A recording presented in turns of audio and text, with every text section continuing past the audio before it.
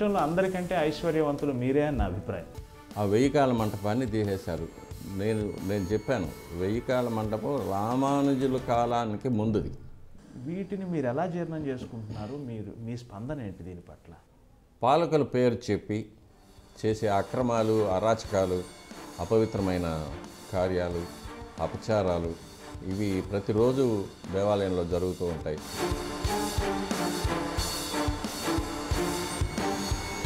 స్వామివారికి నిద్రే ఉండటం లేదు, 4 గంటల నుంచి ప్రారంభం అవ్వాల్సిన పని 2 గంటల నుంచే ప్రారంభమైందని ఒక్కోసారి మేము పేపర్లో చదువుతూ ఉంటాం. ఎప్పుడు ఉన్న అభిప్రాయం ఏంటంటే ఈరోజు ఎన్ని వేల మంది భక్తులు వచ్చారో ఎన్ని వేల మందిని బయటకు తోసేసాం.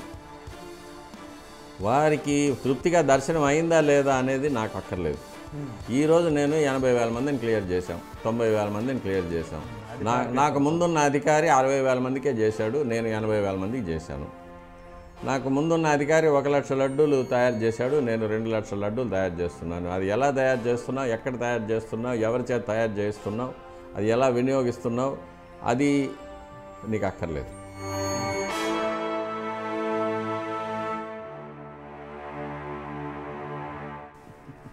కొత్త బైబిల్ రాస్తున్నారు.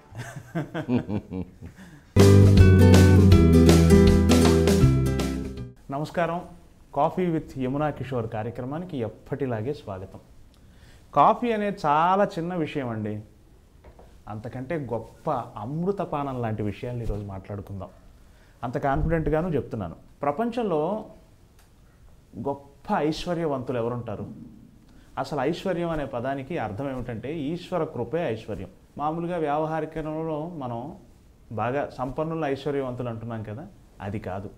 భగవంతుని కృప అత్యధికంగా ఉన్నవాళ్లే ఐశ్వర్యవంతులు. అటువంటి ప్రపంచంలోని అత్యంత ఐశ్వర్యవంతుణ్ణి ఈరోజు మీకు పరిచయం చేయబోతున్నాను. నమస్కారం సార్. ప్రపంచంలో అందరికంటే ఐశ్వర్యవంతులు మీరే అని నా అభిప్రాయం. ఎందుకంటే 40 ఏళ్లుగా అప్రతిహతంగా భగవంతుడి సన్నిధిలో 24 గంటలు గడిపే, లేదా రోజులో చాలా గంటలు గడిపే గొప్ప అవకాశం మీకుంది. ఆ దృష్టిలో మీరు ప్రపంచంలో అందరికంటే ఐశ్వర్యవంతులని నా ఫీలింగ్. జ్ఞానం, వైరాగ్యం, ఐశ్వర్యం ప్రసాదించమని మనం స్వామివారిని ఎప్పుడు కోరుకుంటూ ఉంటాం. ఇందులో జ్ఞానం అనేది దివ్య జ్ఞానం, స్వామివారిని గురించి విశ్వవ్యాప్తమైన భగవంతుడిని గురించి తెలుసుకోవడం జ్ఞానం. వైరాగ్యం, నీవు తప్ప నాకు ఇంకా వేరే అక్కర్లేదనే ఒక వైరాగ్యం. ఇక ఐశ్వర్యం అంటే మీరు చెప్పినట్టు ఈశ్వర కృప, స్వామివారి యొక్క దివ్యమైన అనుగ్రహం. ఈ మూడింటిని ప్రసాదించమని స్వామివారిని అడుగుతాం, ఇంకేమి కోరం. అయితే ఇందులో నా గొప్పతనం అనేది ఏమీ లేదు, నా అచీవ్మెంట్ అనేది ఏం లేదు. ఆ వంశంలో జన్మించాను, అది పూర్వజన్మ సుకృతం. తరువాత మా పితృదేవులు, మా పెద్దవారి యొక్క ఆశీర్వాదం, స్వామివారి యొక్క అనుగ్రహం ఇవన్నీ చేరి నన్ను ఆ స్థానంలో నిలబెట్టాయి. స్వామివారికి నిత్యం అభిషేకం, ఆరాధన, అలంకారం, ఆరగింపులు ఇవన్నీ చేసే ఒక మహత్తరమైన అవకాశాన్ని నాకు ప్రసాదించాయి. వృత్తిపరంగా ఒక అర్చకుడిగా, స్వామివారిని అర్చించుకునే అర్చకుడిగా నా వృత్తి ధర్మాన్ని నేను నెరవేరుస్తున్నాను. అంతకన్నా ఇందులో నా గొప్పతనం అనేది ఏమీ లేదు. నేను భగవంతుని కృపే అనేది వేరే, భగవంతుని కృపే మీ మీద అపారంగా ఉంది అన్నాను, వేరే ఏం లేదు. చాలా సంతోషం. మీరు 1967లోనే ఈ బాధ్యతల్లోకి వచ్చారు. మీరు చదువు రీత్యా మైక్రోబయాలజీ, ఆధ్యాత్మికతకి ఆ పక్క నుండే మైక్రోబయాలజీ, దాని నుంచి మీరు ఉత్తర ధ్రువం దక్షిణ ధ్రువం లాగా సైన్స్ నుంచి ఆధ్యాత్మికం వైపు వచ్చారు. మీ వ్యాఖ్యానం ఏంటంటే రెండు ఒకటే అంటారు. గతంలో ఇంటర్వ్యూలో చూశాను. చదువు సంబంధమైన ఆ విషయం నుంచి ఆధ్యాత్మికమైన ఈ విషయంలోకి వచ్చిన అనుభూతి చెప్పండి సార్. ఇది అందులో నుంచి ఇందులోనికి రావడం అనేది కాదు. పుట్టుకతో నేను అర్చకుణ్ణి. పుట్టినప్పటి నుంచి ఆ మైండ్ సెట్లోనే నన్ను పెంచారు. చిన్నప్పటి నుంచి మా తల్లిగారి గర్భంలో నేను ఉన్నప్పటి నుంచి నేను తిరుమలలోనే స్వామివారి దేవాలయంలోనే ఉన్నాను. అక్కడే పుట్టాను, అక్కడే ఆడుకున్నాను, అక్కడే తిన్నాను, అక్కడే నిద్రపోయాను. అప్పట్లో స్వామివారి దేవాలయం ఇంత హడావుడి ఉండేది కాదు, చాలా ప్రశాంతంగా, చాలా సంతోషంగా ఉండేది అప్పట్లో దేవాలయంలో ఉండడం అనే విషయం. ఇక చదువు అనేది తిరుపతిలో అవకాశాలు ఉండింది. ఆర్ట్స్ కాలేజీలో చేసాము, తర్వాత యూనివర్సిటీలో చేసాము, అవకాశం ఉండింది. సైన్స్లో ఇంట్రెస్ట్ ఎక్కువ, దానికి తగినట్టు మా గురువులు గారు కూడా ప్రోత్సహించారు, మా తండ్రి గారు ప్రోత్సహించారు, పిహెచ్డి చేశాము. వేద సంబంధమైన విద్యతో పాటుగా ఇవన్నీ చేశారా అండి? అది చిన్నప్పటి నుంచి తండ్రి గారి దగ్గర, తాతగారి దగ్గర నేర్చుకునే ఆరాధన క్రమాలన్నీ నేర్చుకుంటాం, అది మా వచ్చేస్తాయి. గృహారాధనతో ప్రారంభమవుతుంది, తర్వాత ఆలయార్చనకు వెళ్తాం. ఆ వయసు వచ్చిన తర్వాత ఆలయార్చనకు వెళ్తాం. ఇక విద్య అనేది సాంకేతిక విద్యలో ఏ సబ్జెక్ట్ తీసుకున్నా, either it is engineering or medical or biomedical and even arts subjects, వేటికైనా కూడా ఒక డెస్టినేషన్ అనేది, ఒక టార్గెట్ అనేది దివ్యమైన జ్ఞానం అని. ఎందుకంటే జ్ఞానాయ నమః, జ్ఞానగమ్యాయ నమః, జ్ఞానాతీతాయ నమః, అది స్వామివారి సహస్రనామం. ఆయనే జ్ఞానం, జ్ఞానం వల్ల తెలుసుకోదగిన వారు ఆయనే. జ్ఞానానికి అతీతమైనది, ఆ జ్ఞానానికి కూడా అతీతమైనది కూడా స్వామివారు అనేది సహస్రనామం. కాబట్టి నాకు చాలా ఏళ్ళుగా నాకు మనసులో ఒక క్వశ్చన్ మార్క్ ఉండేది, ఎందుకు నన్ను మాలిక్యులర్ బయాలజీలో పిహెచ్డి చేయించి తన దగ్గరికి ఎందుకు తీసుకున్నారు అని. దానికి సమాధానం ఇప్పుడిప్పుడే తెలుస్తూ ఉంది నాకు. ఎవరైనా అడిగినప్పుడు మట్టుకు చాలా ఒక లైటర్ వెయిన్లో చెప్పేస్తాను, maybe Balaji wanted a scientist priest అని, ఫర్ ఎ చేంజ్ చెప్తుంటాను. కానీ తర్వాత నేను చాలామందిని వృత్తిపరంగా చాలామందిని కలుస్తూ ఉంటాను. అంటే ఒక్కొక్క సబ్జెక్ట్లోనూ ఎక్స్ట్రీమ్కి వెళ్ళిన వాళ్ళని, ఏదో maybe scientist or medical doctor or economist, politicians, judges, వీళ్ళందరినీ కలుస్తుంటాను. వీళ్ళందరిలోనూ నేను చూసిన ఒకే ఒక కామన్ ట్రైట్ ఏంటంటే, అంతా భగవంతుడి దయ నేను చేస్తున్నాను, నాదేమీ లేదు, నేను నిమిత్త మాత్రుణ్ణి అనే ఒక స్థితికి వచ్చేస్తారు వాళ్ళు, ఒక ఎక్స్ట్రీమ్కి వెళ్ళినప్పుడు. అది చూశాను. ఇక హిస్టరీలోకి వెళ్తే, take the greatest inventors, Isaac Newton, Leonardo da Vinci, Michael Faraday, Albert Einstein, వీళ్ళందరూ కూడా they agree on a single common point, మనకన్నా మానవాతీతమైన ఒక శక్తి మనల్ని నడిపిస్తూ ఉంది. ఏది జరుగుతున్నా అది ఒక ప్రీడెస్టైన్డ్ సిచ్యువేషన్. కాబట్టి దేని మీద మన మానవ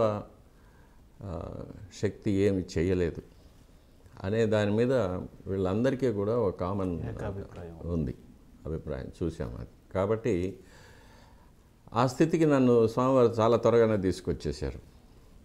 మేబీ నేను పూర్వజన్మలో చేసిన సాధనలో కానీ, లేక పెద్దవారి అనుగ్రహంలో కానీ, లేక స్వామివారు నాకు ఈ జన్మలో నాకు ఇచ్చిన కర్తవ్యాలు నెరవేర్చడం కోసం కానీ స్వామివారు నన్ను ఆ స్థితికి తీసుకొచ్చారని అనుకుంటాను.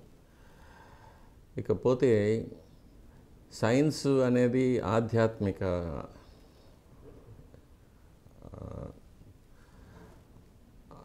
ఆధ్యాత్మికత అనేది రెండు కూడా వేరువేరు అని నేను అనుకోవడం లేదు.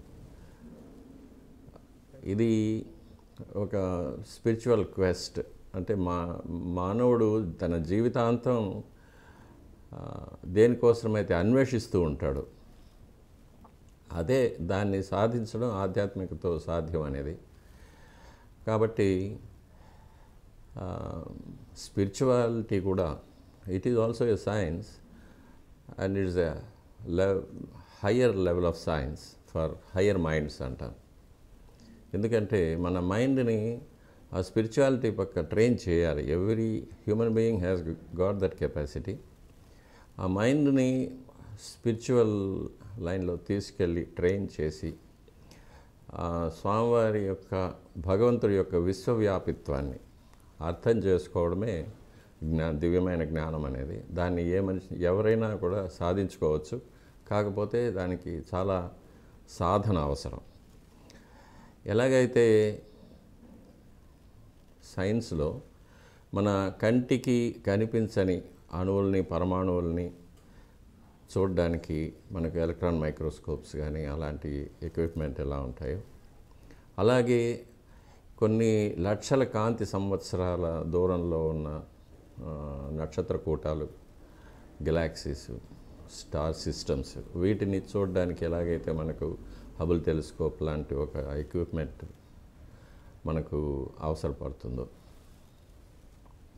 అలాగే మానవాతీతమైన శక్తిని దర్శించడానికి, అర్థం చేసుకోవడానికి, అనుభవించడానికి కూడా కొన్ని సాధనలు అవసరమవుతాయి.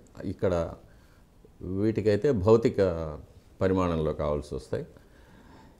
స్పిరిచువాలిటీలో పారభౌతికమైన పరిమాణంలో మన మనస్సుని, మన ఆత్మని, మన మేధస్సుని దానికి ట్యూన్ చేసి సాధన చేయగలిగితే మనం తప్పకుండా ఈ దివ్యమైన జ్ఞానాన్ని కూడా పొందవచ్చు. ఇదే ఆగమ శాస్త్రంలో కూడా అష్టాంగ యోగం మొదలైన పద్ధతులతో వివరించున్నారు మన మహర్షులందరూ కూడా. మీరు అంటే మీ కుటుంబాలకు సంబంధించి, మీ 4 కుటుంబాలకు సంబంధించి నిబంధనలు ఎలా ఉంటాయండి? అంటే మీరు మామూలు జనంలాగా సమాజంలో సంచరించడానికి కొన్ని నిబంధనలు ఉన్నాయి, అందరిలాగా మీరు జనంలో కలవలేరు అటువంటివి అంటారు కదా, అవి అంటే మీ వ్యక్తిగత స్వేచ్ఛ ఎంతవరకు ఉంది? అది ఏమి అటువంటి నిబంధనలంటూ మరి ఏముండవు. కాకపోతే అర్చక కుటుంబాల్లో చిన్నప్పటి నుంచి కూడా మేము పెరిగిన విధానం కొన్ని ఉంటుంది. ఎందుకంటే మా వేషం, కట్టు, బొట్టు, జుట్టు, ఇవి, తర్వాత మా ఆహారం, మేము వాడే భాష, మా స్నేహిత వర్గం, ఇవన్నీ కూడా చిన్నప్పటి నుంచే కూడా పెద్దవాళ్ళు గైడ్ చేస్తుంటారు. దాని ప్రకారంగానే అలవాటు పడిపోతాం. కాబట్టి బయటకు వచ్చినప్పుడు మామూలుగా అంటే వ్యక్తిగతంగా నేను యూనివర్సిటీలో ఉండి అలవాటైంది కాబట్టి ఎవరితోనైనా కలిసిపోగలను, ఏ భాష అయినా మాట్లాడగలను, ఏ సబ్జెక్ట్ మీదైనా నేను చిట్ చాట్ చేయగలను. కాబట్టి నాకు ఎటువంటి రిస్ట్రిక్షన్స్ ఉండదు. కాకపోతే నన్ను గుర్తుపట్టిన వాళ్ళు దగ్గరకు వచ్చి పలకరిస్తూ ఉంటారు ఎక్కడికైనా వెళ్ళినప్పుడు. అంతకన్నా ఆహారపు అలవాట్లు అనేది మేము దానికోసం కొన్ని జాగ్రత్తలు తీసుకుంటూ ఉంటాం బయట వెళ్ళినప్పుడు. ముఖ్యంగా ఎక్కడ కాంప్రమైజ్ కాం. ఎందుకంటే ఈ ఆహారపు అలవాట్లు కానీ దైనందిన కార్యక్రమాల్లో కానీ మా యొక్క ఒక రిథమ్ అనేది, ఒక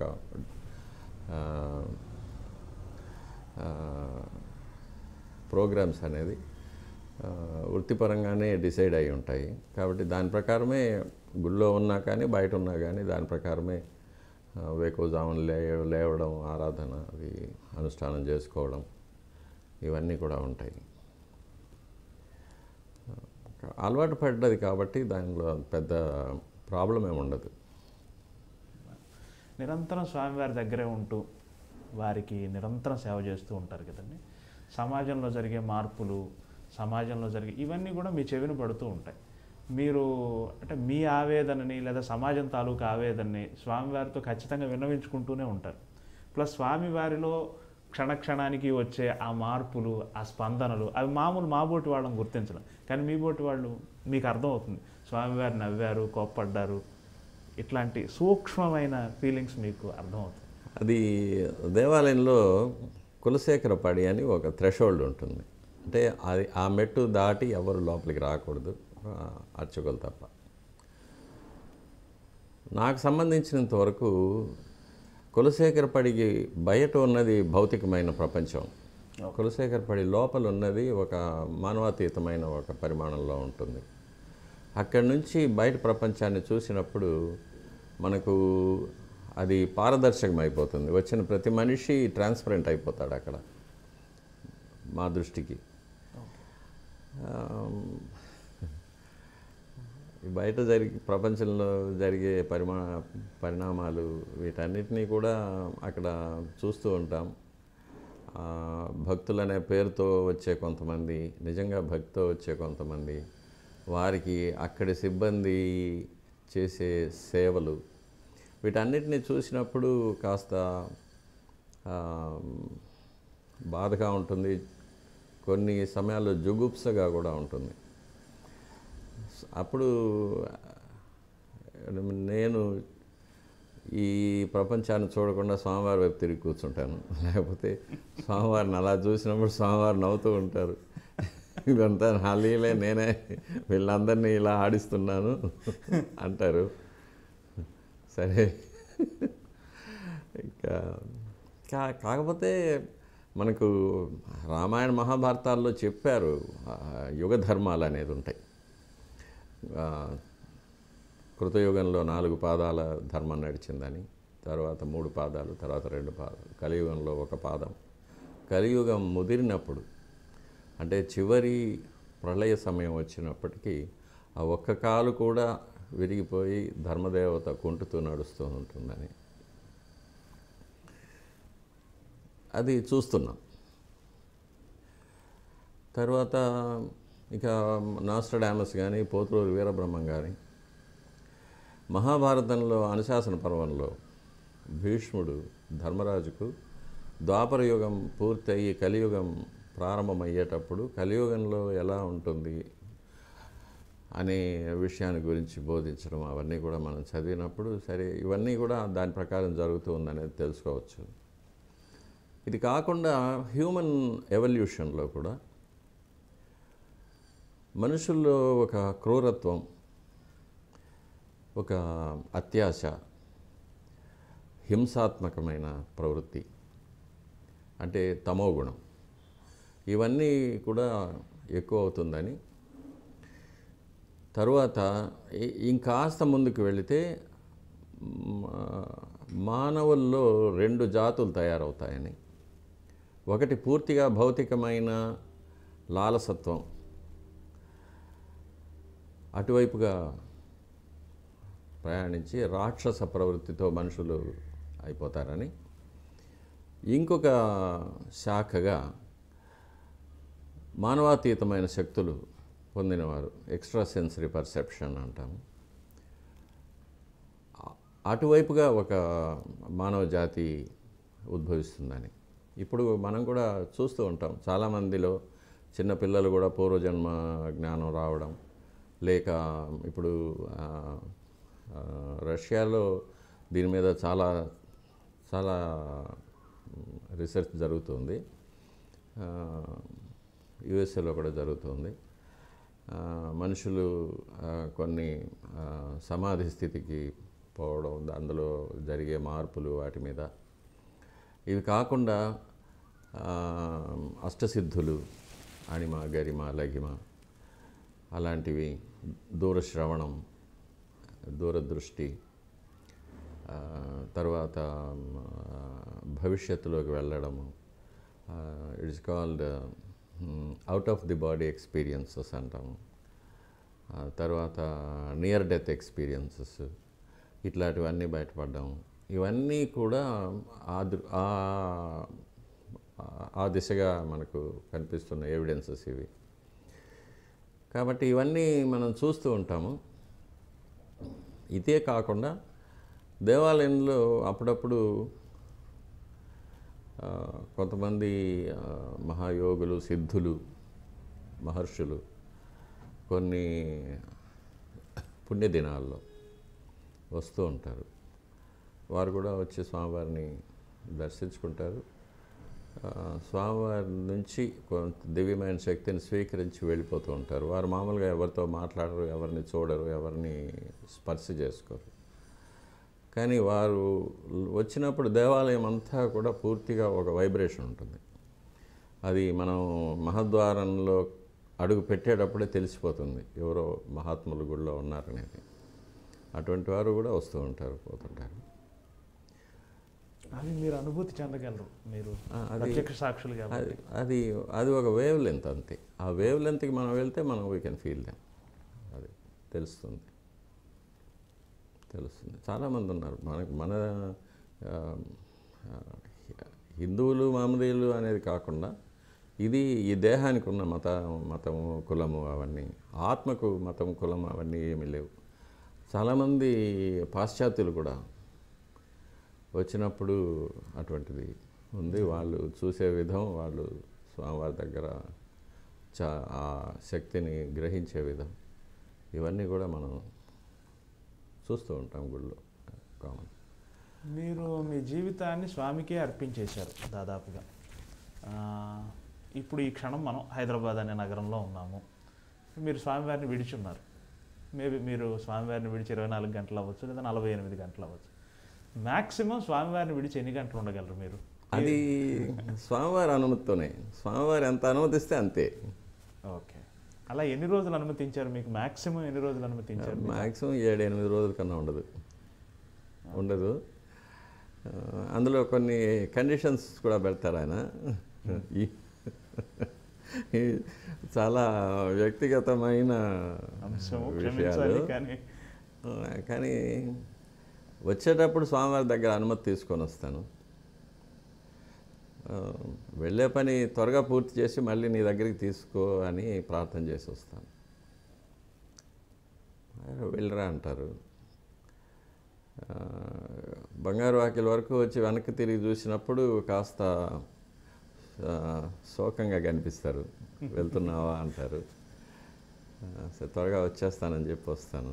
మళ్ళీ తిరిగి వెళ్ళినప్పుడు మళ్ళీ ఇంటికి వెళ్ళి స్నానం చేసి స్వామివారి దర్శనానికి వెళ్తూనే అప్పుడు చాలా సంతోషంగా అనిపిస్తారు. వచ్చేసావా, వెరీ గుడ్ అంటారు. అది ఇట్లా ఇది maybe it's my own imagination, or maybe it's reflection of my own thoughts. But అది ప్రతిసారి నేను అనుభవిస్తూ ఉంటాను. ఇది వీడ్కోలు కానీ స్వాగతం కానీ స్వామివారి దగ్గర నుంచి చూస్తూ ఉంటాను. కాకపోతే బయటకు నేను వెళ్ళే కొన్ని అనుమతులు ఇవ్వరు. ఇక్కడికి వెళ్తున్నాను అంటే ఇవ్వరు, వద్దంటారు. కొన్ని విషయాలకు వెళ్ళరమ్మంటారు, సంతోషంగా వెళ్ళరా అంటారు, వెళ్ళి త్వరగా వచ్చేసే అంటారు. కొన్ని చోట్లకి వద్దంటారు. వ్యక్తిగత కష్టాలు, కుటుంబ కష్టాలు కూడా స్వామివారికే విన్నవించుకుంటారు కదా. స్వామి నువ్వే దిక్కు అన్నట్టు మామూలు వాళ్ళే అనుకుంటున్నామంటే మీకు అది సహజం కదా. వృత్తి జీవితంలో కూడా కొన్నిసార్లు మీ మీద విమర్శలు వస్తూ ఉంటాయి. వాటిలోకి పోను కానీ అలా వచ్చిన సందర్భాల్లో కూడా మీరు స్వామికే విన్నవించుకున్నారా? ఏమి స్వామి? ఏం విన్నవించుకోను, వదిలేస్తా. ఉదాహరణకి నేను చెప్తాను, ఈ వ్యవస్థను రద్దు చేయాలని పాలకులు నిర్ణయం తీసుకున్నప్పుడు అటువంటి సందర్భాలు ఎందుకు స్వామి ఇంత కష్టం ఇచ్చావు అని స్వామిని అడగలేదా? అక్కడ అది కూడా మేము ఏం తప్పు చేశాము, ఎందుకు ఇలా జరిగింది అనేది అడుగుతాను. కానీ ఎప్పుడు అన్యాయం చేయలేదు స్వామి. ఓకే. మనకి ఒక ప్రావర్బ్ ఉంది కదా, ఒక తలుపు మూసుకుంటే ఇంకో తలుపు తెరుచుకుంటున్నాను. ఆ విధంగా చూస్తే స్వామివారు ఒక తలుపు మూస్తే 2 తలుపులు తెరిచారు. అందులో ఏ సందేహమేం లేదు. నేను నా పర్సనల్ ఎక్స్పీరియన్స్ అది. స్వామివారి పాదాలను ముట్టుకున్న అర్చకుడు ఎవ్వడు కూడా నష్టపోడు, బాధపడ్డాడు, క్షేమంగా ఉంటారు. అష్యూరెన్స్. స్వామివారిని నమ్మాలి, అదొక్కటే అండర్లైన్. స్వామివారిని నమ్మాలి, స్వామివారు నన్ను కాపాడుతారు, నాకు స్వామివారు ఉన్నారు అనేది ఒక్క నమ్మకం ఉంటే చాలు. ఏమి కారణం అండి? ఎందుకు ఈ వ్యవస్థను రద్దు చేయాలనుకున్నారు పాలకులు? మీకేమైనా అది చక్కగా జరుగుతున్న వ్యవస్థలో కొన్ని వాళ్ళు చెప్పిన కారణాలు కొన్ని నిజం. అలాగా వాళ్ళు చెప్పిన కారణాలు, భౌతికమైన కారణాలు నిజం, కానీ పారభౌతికమైన కారణాలు అంటే వాళ్ళకి తెలియకుండా వాళ్ళు చేసింది, వాళ్ళకి కూడా తెలియదు ఆ కారణాలు ఉన్నాయని, అవి కూడా కొన్ని నిజం, కొన్ని స్వయంకృతాలు కొన్ని. కానీ ఈ ప్రక్రియలో స్వామివారు వడికట్టారు.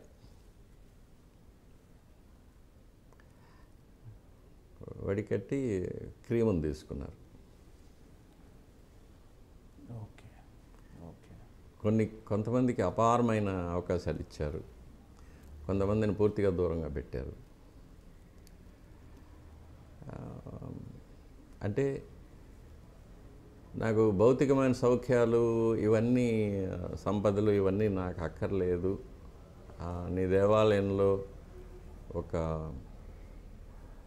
ఏ సేవకైనా, అసలు దేవాలయాన్ని శుద్ధి చేసే సేవకుడిగానైనా నేను నీకు దగ్గరగా ఉండాలి, నీకు సేవ చేయాలి అని కోరుకున్న వాళ్ళని తీసి దగ్గరకు తీసుకొని వాళ్ళని హిమాలయ పర్వతం మీద పెట్టేశాడు.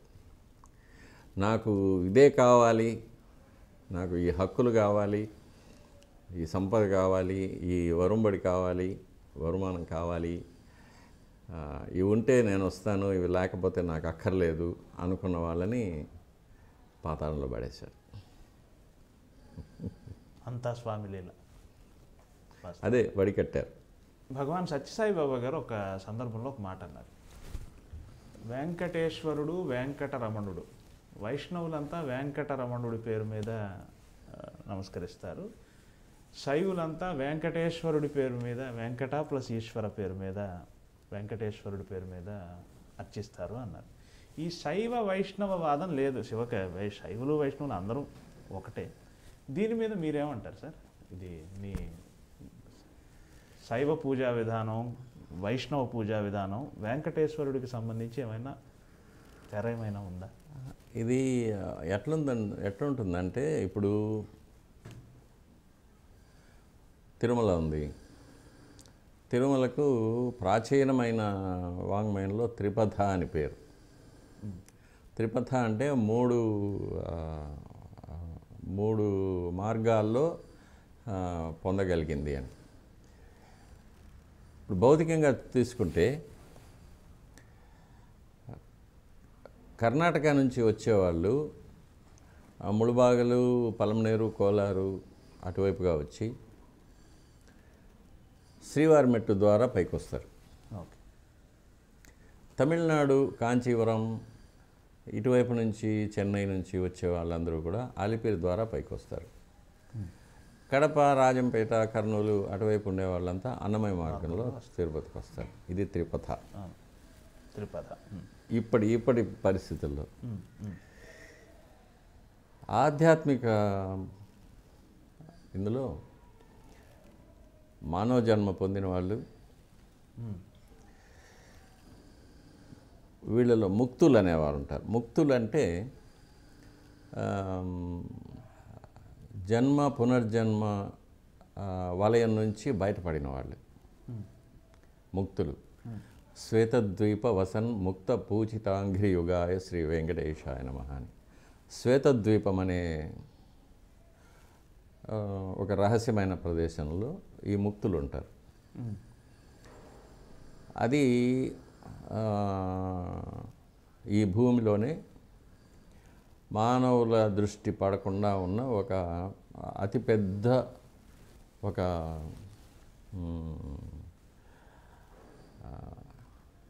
ప్రదేశం. ఇది 5 ఖండాల కింద వ్యాపించి ఉంటుంది. దీనికి సముద్రాల కింద కూడా ఉంది. వీటికి మధ్య రహదారులు ఉన్నాయి. అక్కడ ఈ శ్వేతద్వీపం, దీన్ని శంబల అంటారు, అగార్తి అంటారు, ఉతోపియా అంటారు, లేక అట్లాంటిస్ అంటారు. ఈ ముక్తులందరూ కూడా స్వామివారిని దర్శించుకొని శక్తి పొందుతూ ఉంటారు. అప్పుడప్పుడు పుణ్యదినాల్లో వీళ్ళల్లో యోగులు ఉంటారు, సిద్ధపురుషులు ఉంటారు, మహర్షులు ఉంటారు, బ్రహ్మర్షులు ఉంటారు, దేవతలు కూడా ఉంటారు. వీళ్ళకి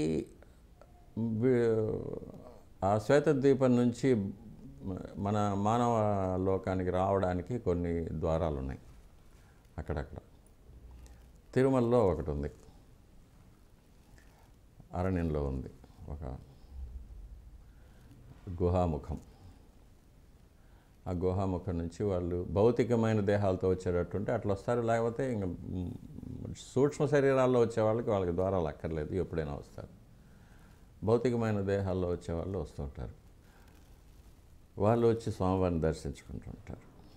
ఇది కాక ప్రతిరోజు ఉదయం సుప్రభాతంతో మొదలుకొని ఏకాంత సేవతో స్వామివారికి మానవ సహజమైన అర్చకులు చేసే కైంకర్యాల తర్వాత, తలుపులు వేసిన తర్వాత చతుర్ముఖ బ్రహ్మ మిగిలిన ఇంద్రాది దేవతలతో పాటు లోపలికి వచ్చి స్వామివారికి ఆరాధన చేస్తారు. దాన్ని బ్రహ్మారాధన అంటారు. ఆ బ్రహ్మారాధనకు తయారుగా మేము తీర్థం అవి అన్నీ పెట్టేసి తలుపులు వేసుకొని వచ్చేస్తాం. మేము వచ్చిన తర్వాత వాళ్ళు వెళ్తారు. బ్రహ్మారాధన జరిగిన తర్వాత ఉదయం సుప్రభాతంలో బ్రహ్మ ఆరాధన చేసిన తీర్థం భక్తులకు ఇస్తాం. బ్రహ్మారాధన తీర్థం అని పేరు దానికి. స్వామివారికి విశ్వరూప దర్శనం అని పేరు సుప్రభాతంలో.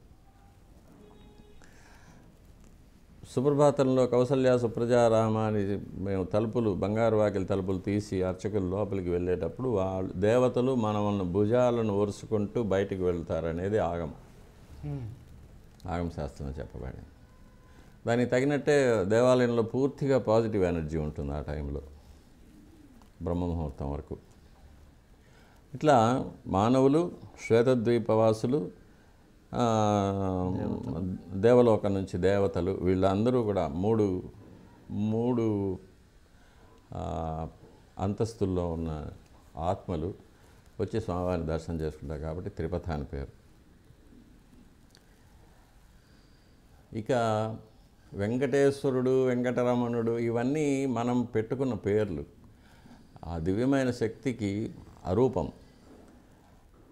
నిష్కలం, నిర్గుణం, నిరాకారం, పరబ్రహ్మ. కాబట్టి ఆ శక్తిని ఒక్కొక్కరు ఒక్కొక్క కోణం నుంచి చూస్తారు, దర్శించుకుంటారు. ఆ కోణంలో వారికి ఏం కనిపిస్తే వాళ్ళు ఆ పేరు పెట్టుకుంటారు. కాబట్టి సహస్రనామాల్లో హరయే నమః, హరయే నమః, అందులో వెంకటేశ్వర అంటే వెంకట అనేదానికి వేం అంటే పాపాలను, కట అంటే నాశనం చేసేది, నిర్మూలించే ఈశ్వర భగవంతుడు, పాపాలను నిర్మూలించే భగవంతుడు అని వెంకటేశ్వర.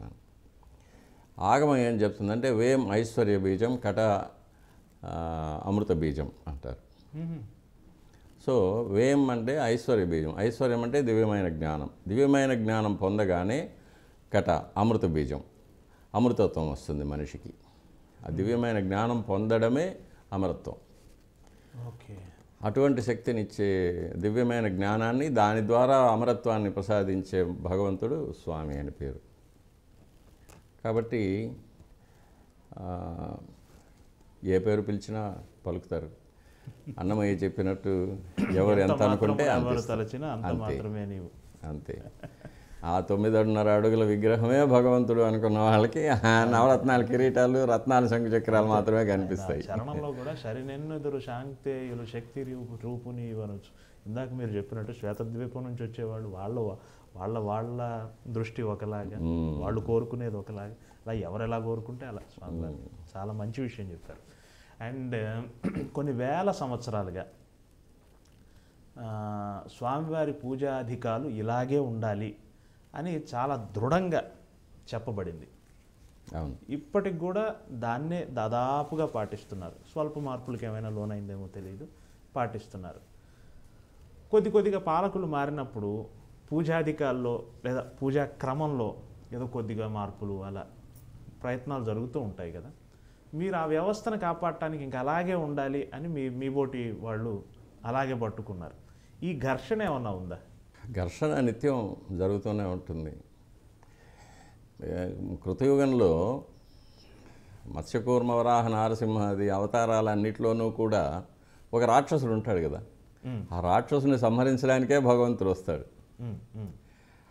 మొన్నటి వరకు కృష్ణ పరమాత్మగా వచ్చి స్వామి ఎంతోమంది దుర్మార్గులను నిర్మూలించాడు. కలిపురుషుడైన దుర్యోధనుని కూడా నాశనం చేశాడు. అట్లాగే అప్పుడు చనిపోయిన రాక్షసులంతా మళ్ళీ ప్రతి అవతారంలో వస్తున్నారు, ప్రతి యుగంలో వస్తున్నారు. అట్లాగే ఇప్పుడు కూడా ఆ రాక్షసులు వస్తున్నారు, చేస్తున్నారు. కాకపోతే ఇక్కడ ఒక చిన్న విషయం ఏంటంటే, పరిపాలకులు మారినప్పుడు పూజా విధానాల్లో మార్పులు అనేవి ఏవి జరగవు. కానీ ఆ పాలకులు, నేను ఇంకొంచెం స్ట్రైట్గా అడుగుతాను, ఆలయ స్వరూపాన్ని మార్చే ప్రయత్నము, 1000 కాళ్ళ మండపాన్ని మార్చే ప్రయత్నం, ఇలా కొన్ని జరిగాయి కదా. అవి కొన్ని ఆమోదనీయం, కొన్ని ఆమోదనీయం కాదు, ఇలా ఉంటాయి కదా. అంటే వాటి మీద ఏమి స్పందిస్తారు? అదే అక్కడికే వస్తున్నాను.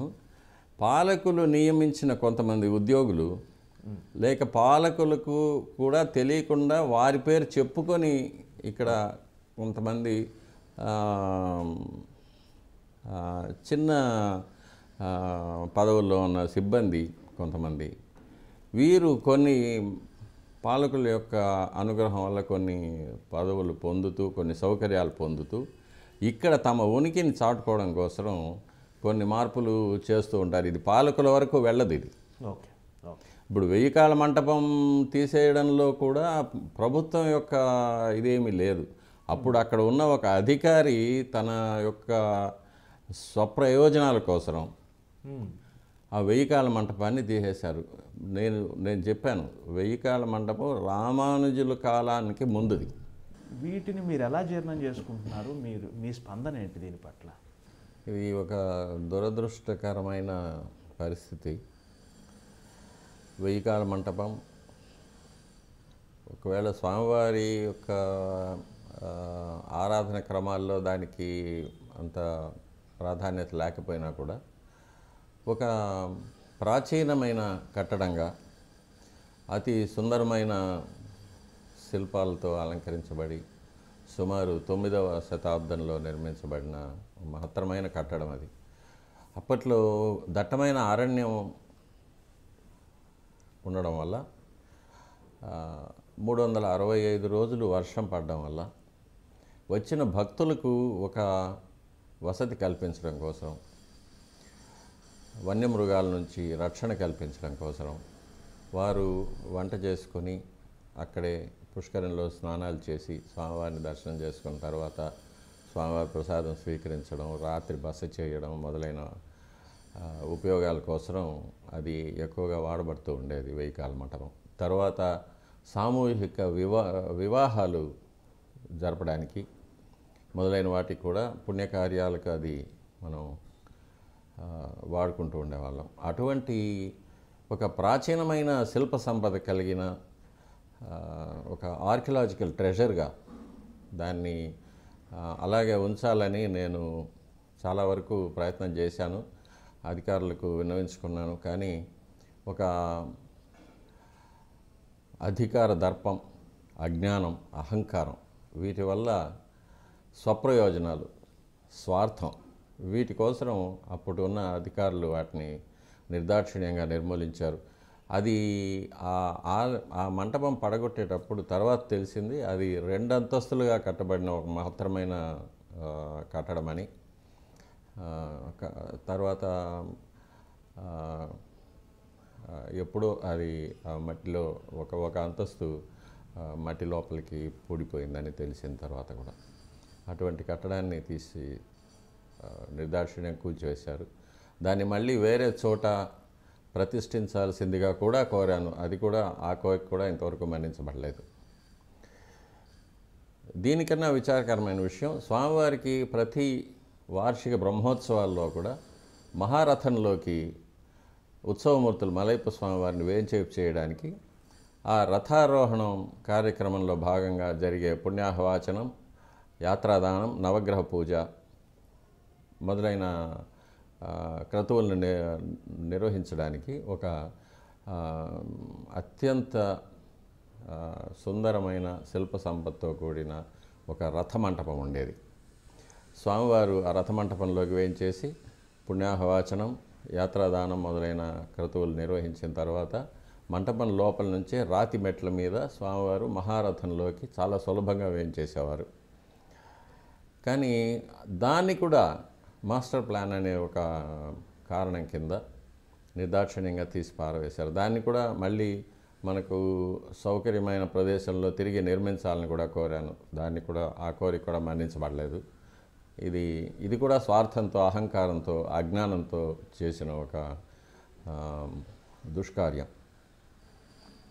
ఇప్పుడు ఆ రథమంటపం లేకపోవడం వల్ల స్వామివారిని ఇనుప నిచ్చెనల మీద రథంలోకి వేంచేపు చేస్తున్నాం. చాలా కష్టతరమైన, చాలా ఆపదతో కూడిన కార్యక్రమం ఇది. కానీ ఇప్పటికీ ఆ రథమంటపాన్ని పునర్నిర్మించే యోచన చేయబడలేదు. ఇది కూడా ఒక విచారకరమైన విషయం. మన దేశంలో ప్రతి చిన్న దేవాలయానికి కూడా రథమంటపాలు ఉన్నాయి. కానీ అఖిలాండకోటి బ్రహ్మాండ నాయకుడు అంటాము, కోట్లాది మంది కొలిచే ప్రభువు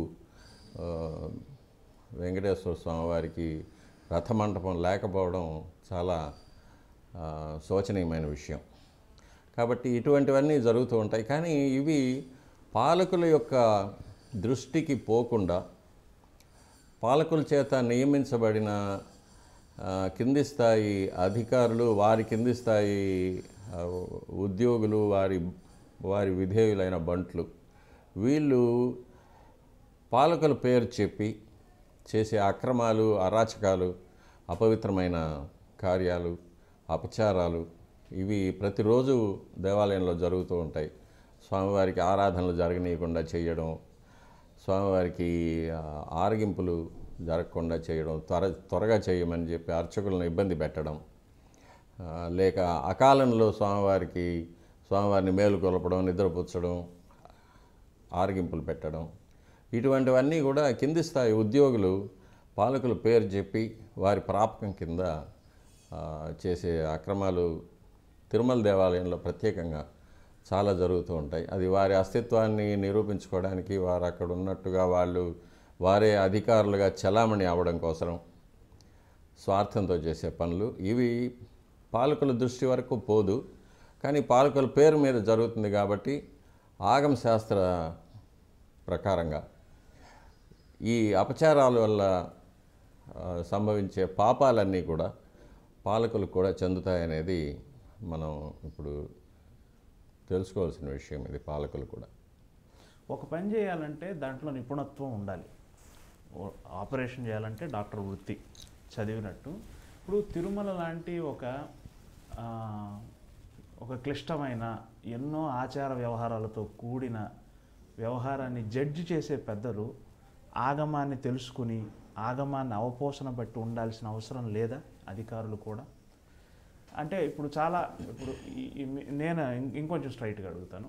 స్వామివారికి నిద్రే ఉండటం లేదు, 4 గంటల నుంచి ప్రారంభం అవ్వాల్సిన పని 2 గంటల నుంచే ప్రారంభమైంది అని ఒక్కోసారి మేము పేపర్లో చదువుతూ ఉంటాం సామాన్య మనుషులది. ఇవన్నీ అసంబద్ధం, ఇవన్నీ జరగకూడదు అని మీ బోటి పెద్దలు కూడా అంటున్నారు.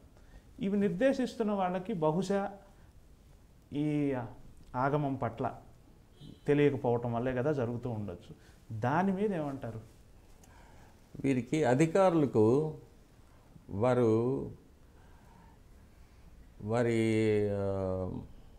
విద్యార్జనలో భాగంగా వారికి ఎలాంటి బోధన చేస్తారంటే, మీరు పాలించడానికే పుట్టారు, మీరే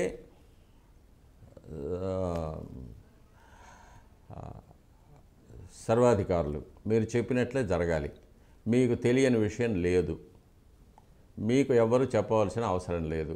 అలాంటి మనస్తత్వంతో ఈ అధికారులు వస్తారు.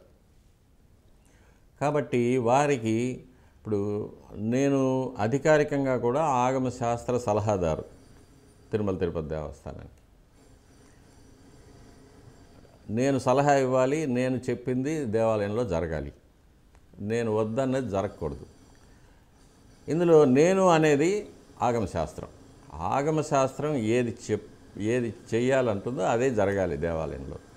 ఇది జరగకూడదు, ఇది అపచారం, దీనివల్ల ఇలాంటి పాపాలు సంభవిస్తాయి, వీటి పర్యవసానాలు ఇంత ఘోరంగా ఉంటాయని ఆగమశాస్త్రం చెప్తుంది. కాబట్టి దాన్ని చేయవద్దని నేను చెప్తాను. ఇది అధికారులకు రుచించదు. ఎందుకంటే మనకు సమాజంలో అర్చకులంటే ఒక హీనమైన ఒక దృష్టి ఉంది సమాజంలో. వీరు బడుగు బాపలు, వీరికి ఏమీ తెలీదు, వీరికి సంఘంలో ఎటువంటి గౌరవం లేదు, వీరు ఏదో యాచక వృత్తిలో ఉన్నవారు అనే విధంగానే ఒక ప్రబలమైన ఒక అభిప్రాయం ఉండడం వల్ల అధికారులందరూ కూడా ప్రతి అర్చకుడిని అలాగే ఆ దృష్టితోనే చూస్తారు. అది వెంకటేశ్వర స్వామి వారి అర్చకులైనా సరే, లేకపోతే అమ్మవారి అర్చకులైనా సరే, శివాలయంలో అర్చకులైనా సరే, ఆ దృష్టిలోనే వాళ్ళు చూస్తారు.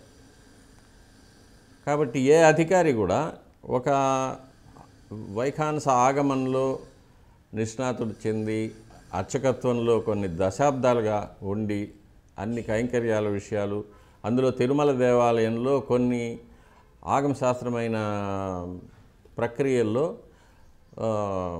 మిగిలిన దేవాలయాల్లో లేని కొన్ని ఆచారాలు ఉన్నాయి. చాలా శుచిగా, చాలా భయంతో స్వామివారి కైంకర్యాలు మేము చేస్తుంటాం. స్వామివారిని ముట్టుకోవడం మొదలుకొని ఎవరు స్వామివారిని మూల బేరాన్ని ఎవరు తాకగలరు, దానికి వారు అనుసరించాల్సిన కార్యక్రమాలు ఏంటి, ఇవన్నీ కూడా పెద్దలు ఎలా పెట్టారో అలాగే ఈ రోజు వరకు కూడా చేస్తున్నాం. కాబట్టి ఇవన్నీ తెలిసిన ఒక ఆగమ సలహాదారు ఇచ్చే సలహాలను వీళ్ళు అధికారులు పాటించరు. వారికి ఎప్పుడు ఉన్న అభిప్రాయం ఏంటంటే, ఈరోజు ఎన్ని వేల మంది భక్తులు వచ్చారు, ఎన్ని వేల మందిని బయటకు తోసేసాం, వారికి తృప్తిగా దర్శనం అయిందా లేదా అనేది నాకు అక్కర్లేదు. ఈరోజు నేను 80,000 మందిని క్లియర్ చేశాం, 90,000 మందిని క్లియర్ చేశాం. నాకు ముందున్న అధికారి 60,000 మందికే చేశాడు, నేను 80,000 మందికి చేశాను. నాకు ముందున్న అధికారి 1,00,000 లడ్డూలు తయారు చేశాడు, నేను 2,00,000 లడ్డూలు తయారు చేస్తున్నాను. అది ఎలా తయారు చేస్తున్నావు, ఎక్కడ తయారు చేస్తున్నావు, ఎవరి చేత తయారు చేస్తున్నావు, అది ఎలా వినియోగిస్తున్నావు, అది నీకు అక్కర్లేదు. నాకు కావాల్సింది ఒక పబ్లిసిటీ, నన్ను గురించి నేనే శభాష్ అని చెప్పుకోవాలి. కాబట్టి 80,000 మంది కొండపైకి వచ్చారంటే 80,000 మందిని రాత్రి ఏకాంత సేవ లోపల వాళ్ళని గుడి లోపలికి తోసి గుడి నుంచి బయటకు నెట్టేయాలి. వారికి దర్శనం అయిందా లేదా నాకు అక్కర్లేదు, స్వామివారికి ఏకాంత సేవ సమయానికి జరిగిందా లేదా నాకు అక్కర్లేదు. ఈ 80,000 మంది పూర్తయిన తర్వాతే స్వామివారికి ఏకాంత సేవ జరగాలి. ఇలాంటి ప్రవృత్తితో వచ్చే అధికారుల వల్ల స్వామివారికి అపచారం జరుగుతుంది. అపచారం జరగడం వల్ల స్వామివారి యొక్క అనుగ్రహం పోతుంది. స్వామివారికి అనుగ్రహం లేకపోవడం వల్ల వచ్చిన భక్తులకు ఎటువంటి ప్రయోజనం కలగదు. దీనివల్ల మహాపాపాలు సంభవిస్తూ ఉంటాయి. స్వామివారి యొక్క ఆగ్రహం వల్ల ఎన్నో ఉత్పాతాలు సంభవిస్తూ ఉంటాయి. ముఖ్యంగా పాలకులకి యశోనాశనం, వంశనాశనం ఇవన్నీ జరుగుతాయనేది ఆగమశాస్త్రంలో చెప్పబడింది. ఇది ఎన్నోసార్లు నేను హెచ్చరిస్తూనే ఉంటాను. కానీ కలియుగ ధర్మం ఎవరు వినరు. తిరుమలకు సంబంధించి చాలా ప్రత్యేకమైన చట్టాలు ఉన్నాయి, చాలా ప్రత్యేకమైన రక్షణ ఉంది. బ్రిటిష్ పాలకులు, ఆ తర్వాత వచ్చిన పాలకులు చాలా పకడ్బందీగా పెట్టారని చెప్తారు కదా. ఇప్పటికీ మీరు కూడా ఒక ఇంటర్వ్యూలో అన్నారు, అప్పటి ఆర్కాడ్ జిల్లా కలెక్టర్ ఇచ్చిన ఉత్తర ప్రత్యుత్తరాలు లేదా ప్రశ్న సమాధానాలు ఇవన్నీ చాలా రెఫరెన్సులు ఉన్నాయి అంటారు కదా. ఇవన్నీ ఉండగా కూడా ఈ విధంగా జరుగుతున్నాయా? అవును, ఇప్పుడు దాన్ని సవాల్ జవాబు పట్టి అంటారు. ఆర్కాట్ కలెక్టర్ గారు చేశారు. ప్రతి ఉద్యోగిని కూడా పిలిచి 19వ శతాబ్దంలో జరిగింది, 1848 సంథింగ్. ప్రతి ఉద్యోగిని పిలిచి నీ పేరేంటి, నీ కుటుంబం పేరేంటి, ఎప్పటి నుంచి పనిచేస్తున్నావు, నీకు గుళ్ళో ఉన్న బాధ్యతలు ఏంటి, ఎన్ని గంటలకు వస్తున్నావు, ఏం చేస్తున్నావు, ఎప్పుడు వెళ్తున్నావు, నీకు గుళ్ళో నీకు ఇచ్చే వరుంబడి ఎలాంటిది, నీకు జీతం ఇస్తున్నారా లేక కైండ్ ఎమాల్మెంట్స్ లాగా ఇస్తున్నారా, ప్రసాదాలు ఇస్తున్నారా, ఇవన్నీ కూడా ఒక అర్చక, పాచక, పరిచారక సిబ్బంది ఎంతోమంది ఉన్నారు. పూలు కట్టేవాళ్ళు ఉన్నారు, ప్రసాదాలు తయారు చేసేవాళ్ళు ఉన్నారు, ఇల్లు గుడి చిమ్మేవాళ్ళు ఉన్నారు, ముగ్గులు వేసేవాళ్ళు ఉన్నారు, దీపాలు అంటించేవాళ్ళు ఉన్నారు, తర్వాత హుండీ తీసి కట్టడము పెట్టడము చేసేవాళ్ళు ఉన్నారు. వీళ్ళందరి ఉద్యోగాల గురించి కూడా ఆరా తీసి దాన్ని రికార్డ్ చేసి పెట్టున్నారు. సవాల్ జవాబు పట్టి అని పేరు దానికి. తరువాత అముల్నామా అని ఒకటి ఉంది, దేవాలయంలోనే రాస్తారు. అముల్నామా అంటే ప్రతిరోజు ఉదయం సుప్రభాతానికి ఎవరు వచ్చారు, అర్చకులు ఎవరు వచ్చారు, జీయంగాళ్ళు ఎవరు వచ్చారు, ఉద్యోగి ఎవరున్నారు, వచ్చి తలుపులు తీశారు, తలుపులు తీసిన తర్వాత ఆ సీక్వెన్స్, ఎవరు తలుపులు తీశారు, ఎవరు లోపలికి వెళ్ళారు, ఏం జరిగింది, తర్వాత సుప్రభాతం తర్వాత తోమాల సేవ జరిగింది, తోమాల సేవ తర్వాత కొలువు జరిగింది, కొలువులో ఇలా జరిగింది, ఈ అధికారులు వచ్చి పాల్గొన్నారు, తర్వాత సహస్రనామార్చన జరిగింది, నైవేద్యం జరిగింది, శాతమరు జరిగింది. ఇలా సీక్వెన్స్, ఎవరెవరు ఏమేం చేశారు, ఎప్పుడు చేశారు, ఎవరు ముందు చేశారు, ఎవరు వెనక్కి చేశారు, ఎవరికి ముందు తీర్థం ఇచ్చారు, ఎవరికి రెండవ తీర్థం ఇచ్చారు, ఎవరికి మూడవ తీర్థం ఇచ్చారు, ఆచార్య పురుషుల్లో ఈ సీక్వెన్సులు ఇవన్నీ కూడా అముల్నామా అని రాస్తారు. అది కూడా కొన్ని తరాలుగా రాస్తూ ఉన్నాం. ఏదైనా సందేహం ఉన్నప్పుడు అముల్నామాను చూస్తాం. ఏ బహుమానాలు, మర్యాదలు ఇటువంటివి పర్వదినాల్లో వాటిని గురించి సందేహాలు వచ్చినప్పుడు అవి చూస్తుంటాం. ఇప్పుడు ఒక విచిత్రమైన విషయం ఏమంటే, ఈ అముల్నామాలు, ఈ సవాల్ జవాబు పట్టీలు, వీటన్నిటినీ మించి ఇప్పుడు మళ్ళీ ఒక అముల్నామా అనేది, ఒక మాన్యువల్ అనేది ఇప్పుడు రాస్తున్నారు. ఇప్పుడు అధికారులు ఏం చేస్తున్నారంటే, వాళ్ళ అధికారాన్ని చూపించుకోవడానికి, వాళ్ళ అధికారాన్ని ఒక చట్టపరంగా చేసేయడానికి, గుళ్ళో ఈ అధికారికి ఇలా మర్యాదలు జరగాలి, ఆ అధికారికి అలా మర్యాదలు జరగాలి, వీరికి ఈ బహుమానం ఇవ్వాలి, వారికి ఆ బహుమానం, ఇలాంటివన్నీ చేర్చి కొత్తగా ఒక మాన్యువల్ ఇప్పుడు తయారు చేస్తున్నారు. కానీ ఆ తయారు చేసే అధికారమో అర్హతో లేని వాళ్ళు చేస్తున్నారు. ఆగమం వారికి ఇవ్వలేదు. నేను దాని గురించి అధికారుల దృష్టికి తీసుకెళ్ళాను. ఈ మాన్యువల్ తయారు చేయడానికి ప్రధానార్చకులైనా ఉండాలి, జియ్యంగారులు ఉండాలి, లేకపోతే ఆగమ సలహాదారులు ఉండాలి. ఇటువంటి వారు లేకుండా ఒక చిరుద్యోగి, ఒక నిరుద్యోగి ద్వారా ఒక మాన్యువల్ మీరు డిక్టేట్ చేసి రాయించడము, దాన్ని అఫీషియల్ చేయడం అనేది అక్రమం. ఇది అలా చేయకూడదు, వాళ్ళకి రాసే వాళ్ళకి అధికారం లేదు, దీన్ని మేము ఒప్పుకోమని చెప్పి కూడా అధికారుల దృష్టికి తీసుకెళ్ళాం. కానీ జరుగుతూ ఉంది అది. కొత్త బైబిల్ రాస్తున్నారు.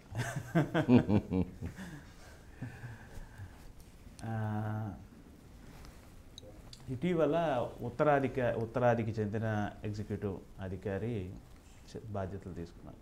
దాని మీద కూడా కొంత విమర్శలు వచ్చాయి. అంటే భగవంతుని దృష్టిలో అందరూ సమానమే, దాని గురించి నేను అంటలేదు. ఉత్తరాది అధికారి రావడం వల్ల ఏమైనా పూజాధికారుల్లో ఏదైనా తెలియకుండా ఉండే విషయం అట్లా ఏమైనా ఉంటుందా? మీరు అటువంటిది ఏమీ లేదు. అధికారులకు పూజా కార్యక్రమాలతో ఎటువంటి సంబంధం ఉండదండి. ఓకే. అధికారులకు పూజా కార్యక్రమాలతో ఎటువంటి సంబంధం ఉండదు, భక్తులకు కూడా ఉండదు. ఓకే. అర్చకులు స్వామివారికి ఆరాధన ఆగమ శాస్త్రపరంగా చేస్తారు. భక్తులు చూస్తారు, అధికారులు ఉంటారు, అధికారులు మర్యాద తీసుకుంటారు, అంతవరకే కానీ వారికి పూజా కార్యక్రమాల్లో ఎటువంటి భాగము ఉండదు. ఈ మధ్య సంకల్పాలు చేయడము అలాంటివి కొన్ని ప్రవేశపెట్టారు వీళ్ళు, కానీ అటువంటి అధికారం ఎవ్వరికీ లేదు. ఏమి చేయడానికి వాళ్ళకి అనుమతి లేదు, ఆస్కారము లేదు. కాబట్టి స్వామివారి భక్తుడే ఉండాలి. స్వామివారి భక్తుడే. గవర్నమెంట్ ఆఫ్ ఇండియాకు ప్రెసిడెంట్గా కానీ, వైస్ ప్రెసిడెంట్గా కానీ, ప్రైమ్ మినిస్టర్గా కానీ వీరే రావాలి వారే రావాలని ఎవరైనా చెప్పగలరా? వీరెందుకు వచ్చారని అడగగలరా? లేదు కదా. అలాగే తిరుపతి దేవస్థానంలో అధికారులకు ఎటువంటి ప్రమేయం లేదు. అవన్నీ ఈ మధ్య ఏర్పడిన అలవాట్లు, ఈ మధ్య ఏర్పడిన కొత్త సాంప్రదాయాలు. దానికి ఆగమ శాస్త్రంతోనూ స్వామివారికి జరిగే ఆరాధన క్రియలతోనూ ఎటువంటి సంబంధం లేదు. ఎవరు వచ్చినా ఉంటారు, పోతారు. కాకపోతే వారికి ఉన్న బాధ్యత స్వామివారి యొక్క ఆస్తులు కాపాడడం, స్వామివారి యొక్క భక్తులకు సౌకర్యాలు కలిగించడం. ఈ రెండే వాళ్ళ బాధ్యతలు. అర్చనాది కార్యక్రమాల్లో వారికి ఎటువంటి బాధ్యత లేదు. ఆగమశాస్త్ర సలహాదారు కూడా మీరు దేవాలయానికి సంబంధించినంత వరకు ఒక సలహాదారుగా, నేను ప్రధాన అర్చకుడిగా అడగటం లేదు, ఒక సలహాదారుగా ఉన్న స్థితి నుంచి ఇంకొంచెం మహత్తరమైన స్థితికి ఉద్ధరించబడాలంటే మీరిచ్చే సలహా ఏమైనా ఉందా? మీ మనసులో అనుకున్నది ఇలా ఉంటే బాగుండు, ఇలా జరగాలి అనే మార్పులు ఏమైనా కోరుకుంటున్నారా? సలహాదారు అనే వ్యక్తి మానవుడే, మనిషే. కాకపోతే ఆగమ శాస్త్రాన్ని గురించి కొంత పరిజ్ఞానం ఉంటుంది. అతను ఇచ్చే సలహాలన్నీ ఆగమ శాస్త్రం నిబద్ధమయ్యే ఉంటాయి, నిర్ణయించింది. కాబట్టి శాస్త్రాన్ని గౌరవించాలి. శాస్త్రం ఏం చెప్తుంది? ఇలా చెయ్యాలి, ఇలా చేయకూడదు, చెయ్యకపోతే ఏం జరుగుతుంది, దీనికి ప్రాయశ్చిత్తం ఏంటి, ఇది ఆగమశాస్త్రం చెప్తుంది. దాని ప్రకారం మనం చేయడం. ఇది ఆగమశాస్త్రం యొక్క లక్ష్యం ఏంటి? లోక కళ్యాణం. భగవంతుడు తృప్తి చెందితే వచ్చే భక్తులకు మంచి జరుగుతుంది. రాష్ట్రం, దేశం, మానవ లోకమంతా సుభిక్షంగా ఉంటుంది. స్వామివారికి ఆగ్రహం వస్తే పాలకులు, రాష్ట్రము, దేశము, ప్రపంచం అంతా కూడా ఎన్నో మానవ నిర్మితాలైన ఉత్పాతాలకి, రోగాలు, యుద్ధం, వరదలు, ఇలాంటి వాటికి, లేక ప్రకృతి సిద్ధమైన ఉత్పాతాలు, భూకంపాలు, అగ్ని ప్రమాదాలు, ఉల్కలు, తోకచుక్కలు, ఇటువంటి వాటి వల్ల కానీ నాశనం జరుగుతుంది. కాబట్టి పాలకులు కానీ, సిబ్బంది కానీ దేశమంతా బాగుండాలి, మనము బాగుండాలి, మనతో పాటు అందరూ బాగుండాలి అనుకుంటే ఆగమ శాస్త్రాన్ని గౌరవించి ఆగమ శాస్త్రం చెప్పిన పద్ధతిగా నడుచుకుంటారు. లేక నేను మాత్రమే బాగుండాలి అని పాలకులు కానీ, సిబ్బంది కానీ, అధికారులు కానీ అనుకుంటే ఇటువంటి అపచారాలు జరుగుతూనే ఉంటాయి.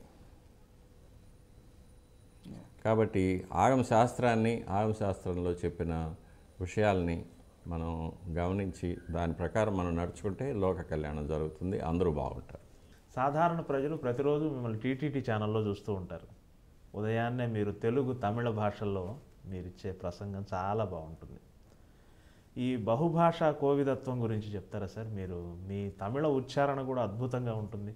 అది అంటే మీకు నిబంధనల్లో అలా తెలుగు, తమిళం, కన్నడం, మలయాళం విధిగా నేర్చుకుని ఉండాలి అట్లా ఏమైనా ఉందా, లేకపోతే మీ వ్యక్తిగత ఆసక్తి?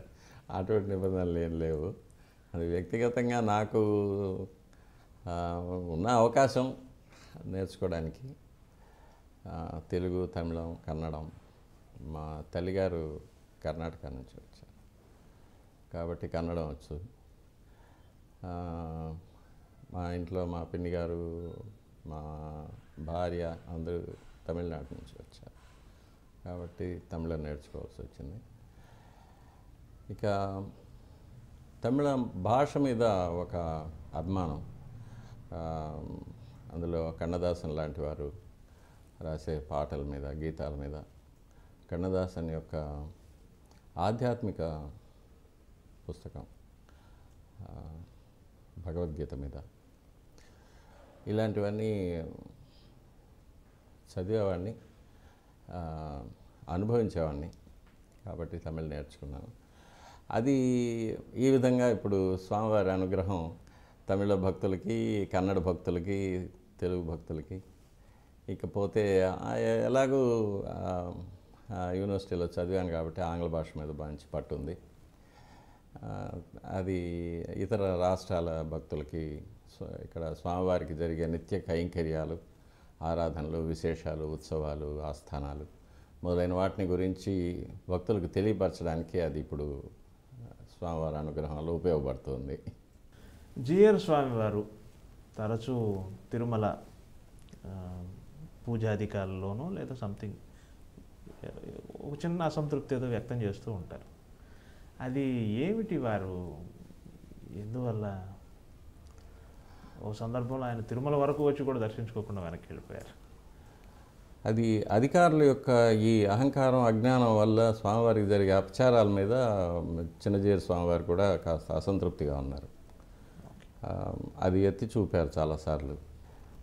స్వామివారికి జరిగే ఆగమోక్తమైన కార్యక్రమాల్లో అధికారుల యొక్క జోక్యం ఉండకూడదని ఆయన అభిప్రాయం. నా అభిప్రాయం కూడా అదే. దాని మీదే నేను ప్రతిరోజు ఒక మహాభారత యుద్ధమే సాగిస్తూ ఉంటాను. కానీ ఈ రాక్షసత్వం యొక్క బలం ఎక్కువగా ఉండడం వల్ల ఏం చేయలేకపోతున్నాం. కానీ స్వామివారి అనుగ్రహం ఉంది. తప్పకుండా ఆగమ శాస్త్ర ప్రకారంగా స్వామివారికి కైంకర్యాలు జరిపిస్తామనే నమ్మకం ఉంది. చిన్నజీయ స్వామివారి అభిప్రాయం కూడా అదే. అధికారుల యొక్క జోక్యం ఉండకూడదనేది. అందువల్లే ఆయన కాస్త కినుక వహించారు. ఈ మధ్యకాలంలో తరచూ వాట్సాప్లో తిరిగే ఒక అంశం ఏంటంటే తిరుమలను గురించి ఎవరికీ తెలియని 11 నిజాలు అని. అందులో ఏవో రాసి ఉన్నాయి. బహుశా మీ దృష్టికి కూడా వచ్చే ఉంటుంది. ఈ కార్యక్రమం మూలకంగా దాని మీద మీ స్పందన తెలియజేయండి సార్. ఇది ఒక దురదృష్టకరమైన విషయం. ఎందుకంటే స్వామివారి దేవాలయాన్ని గురించి ఏదేదో మూఢనమ్మకాలు. ఎందుకంటే దీనికి కారణం ఏంటంటే ప్రతి భక్తుడికి స్వామివారి దర్శనం కొన్ని క్షణాలే లభిస్తూ ఉంటుంది రద్దీ వల్ల. అది కాకుండా కొన్ని గంటల సేపు క్యూ వరుసల్లో నిలబడి లోపలికి వచ్చి స్వామివారి దర్శనం చేసుకోగానే వాళ్లకు బయట వెళ్ళిపోవాల్సిన అవసరం ఉంటుంది. వెళ్ళిపోతారు. కాబట్టి వాళ్ళకి నిలిచి స్వామివారిని ఆపాదమస్తకం పాదాల నుంచి శిరస్సు వరకు తృప్తిగా దర్శించుకోవడానికి కానీ, గర్భాలయం ఎలా ఉంటుంది, గర్భాలయంలో మిగిలిన దేవతామూర్తులు ఎవరెవరు ఉంటారు, వారి లక్షణాలు ఏంటి, వారి అలంకారాలు ఏంటి, దాని గురించి తెలుసుకోవడం కానీ, లేక ఆలయంలో వివిధ మంటపాలు, వివిధమైన అంగాలు ఎన్నో ఉంటాయి ఆగమ శాస్త్ర ప్రకారంగా. అవన్నీ కూడా ఎక్కడెక్కడ ఉన్నాయి, ఏంటి, ఏమనేది తెలుసుకోవడానికి వాళ్ళకు అవకాశము లేదు. వాళ్ళకి చెప్పడానికి కూడా అక్కడ ఎవరు దొరకరు. ఎందుకంటే ఆలయ సిబ్బంది ఎవ్వరికీ కూడా ఈ అవగాహన లేదు. అందరూ కూడా ఏదో స్వార్థ చింతనతో అక్కడ ఉద్యోగాలు చేస్తున్నారే కానీ స్వామివారిని గురించో, స్వామివారి ఆలయం యొక్క చరిత్ర కానీ, లక్షణాల గురించి కానీ తెలుసుకోవడానికి ఎవరు ప్రయత్నం చేయలేదు. చిన్న సిబ్బంది నుంచి పెద్ద అధికారి వరకు కూడా. కాబట్టి ఎవరో చెప్పిన దాన్ని కూడా నమ్మి ప్రజలు ఏదేదో వాళ్ళు అపోహలతో ఉంటారు. నేను చెప్పవలసింది ఏంటంటే స్వామివారి దేవాలయం పూర్తిగా ప్రతి శిల, ప్రతి రాయి, ప్రతి స్తంభం, ప్రతి కుడ్యం, ప్రతి గోపురం, ప్రతి మంటపం ఇవన్నీ కూడా వైఖాన్స్ ఆగమ శాస్త్రంలో మరీచి మహర్షి చెప్పిన ఆలయ వాస్తు శిల్పశాస్త్రం విమానార్చన కల్పం అనే గ్రంథం ఆధారంగా నిర్మించబడింది. ఇందులో వేరే ఎటువంటి వేరు పద్ధతులు కానీ లేక వేరు సాంప్రదాయాలు కానీ ఎక్కడా మనకు కనిపించదు. కాబట్టి అందులోనూ ఎటువంటి రహస్యాలు లేని చాలా సింపుల్ స్ట్రక్చర్ తిరుమల దేవాలయం. విస్తీర్ణంలో కూడా చాలా చిన్నది మిగిలిన దేవాలయాల్లో పోలిస్తే. ఇక్కడ ఉన్న పూర్తి ముఖ్యత్వం స్వామివారి యొక్క అనుగ్రహం, స్వామివారి దర్శనం, ఇవి తప్ప దేవాలయంలో వేరే ఎటువంటి భౌతికమైన రహస్యాలు ఏమీ లేవు. పారభౌతికమైన రహస్యాలు కొల్లలుగా ఉన్నాయి. ఎన్నో ప్రదేశాల్లో ఎన్నో విశేషాలు ఉన్నాయి, ఎన్నో నిక్షిప్తాలు ఉన్నాయి, ఎన్నో శక్తులు ఉన్నాయి. అవన్నీ కూడా పారభౌతికమైన పరిమాణం. అది సామాన్య మానవులు దాన్ని అర్థం చేసుకోలేరు, దాన్ని అనుభవించలేరు. వాటిని గురించి అసలు అవగాహన కూడా చెప్పడానికి కూడా ఎవరు లేరు. చాలా కొద్దిమందికే ఆ విషయాలు తెలుసు. కాబట్టి స్వామివారికి వైఖానస ఆగమ శాస్త్ర ప్రకారంగానే ఆరాధనలన్నీ జరుగుతూ ఉంటాయి. దాని ప్రకారమే ప్రతి కార్యక్రమం నిర్వర్తించబడుతూ ఉంటుంది. కాబట్టి ఇందులో ఎటువంటి రహస్యాలు లేవు, ఎటువంటి విపరీతాలు కానీ అటువంటివి కానీ ఏమీ లేవు. ఇంకొకటి ఏమంటే, స్వామివారి మూల విరాట్టును బంగారు వాకిలి లోపలికి కెమెరా వెళ్ళడము, స్వామివారిని ఫోటో తీయడం కానీ వీడియో తీయడం కానీ ఇంతవరకు ఎప్పటికీ జరగలేదు, ఇక మీద జరగదు కూడా. అటువంటి అవకాశం ఎవరికి దొరకదు. కాబట్టి మనకు వాట్సాప్లో వచ్చే స్వామివారికి జరిగే హారతులు కానీ, స్వామివారికి జరిగే అభిషేకాలు, ఇవన్నీ కూడా కృత్రిమంగా వేరే సెట్లలో కానీ, కృత్రిమంగా నిర్మించబడిన దేవాలయాలు కానీ, లేక వేరు వెంకటేశ్వర స్వామివారి దేవాలయాల్లో, వేరు ఊర్లలో జరిగే దేవాలయాల్లో కానీ చిత్రీకరించబడింది కానీ స్వామివారి తిరుమల శ్రీవారి దేవాలయంలో జరిగింది కాదు. ఇది భక్తులకు నేను చాలా రోజులుగా అనుకుంటూ ఉన్నాను, తెలియజేయాలని ఈరోజు అవకాశం వచ్చింది.